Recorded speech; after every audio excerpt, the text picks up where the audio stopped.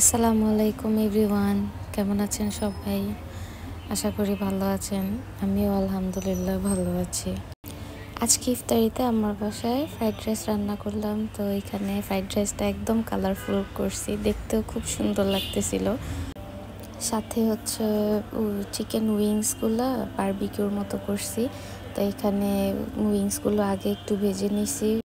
মেরিনেটের জন্য যা যা লাগে একসাথে মেরিনেট করে তারপরে ময়দা দিয়ে ভেজে নিছি। পরে হচ্ছে সয়া সস আর টমেটো কেচাপ দিয়ে একসাথে একটা সসের মতো হয়েছে, এটার সাথে একবারে মিক্স করে হালকা একটু চিলি ফ্লেক্স দিছি। তারপরে হচ্ছে ব্ল্যাক পেপার, এই তো।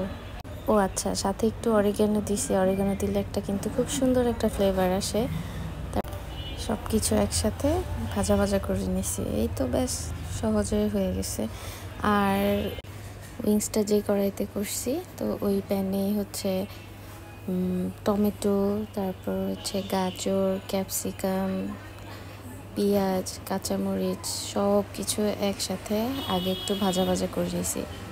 ভাজা ভাজা করার পরে ওইখানে টমেটো কেচাপ, তারপরে হচ্ছে সয়া সস, দুইটা একসাথে একটু দিছি। দেওয়ার পরে আবার হালকা হালকা ভাজা ভাজা করছি।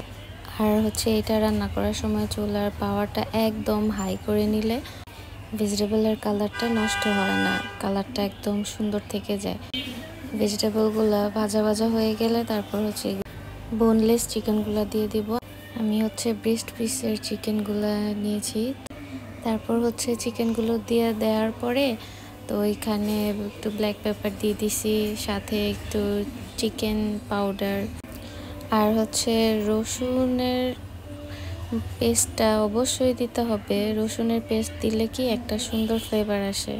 আমি সবসময় চাইনিজ আইটেম করতে গেলে রসুনের পেস্টটা অবশ্যই দিই। তারপর হচ্ছে এখানে 1 কাপ পানির মধ্যে কর্নফ্লাওয়ার দিয়ে তারপর মিক্স করে নিছি।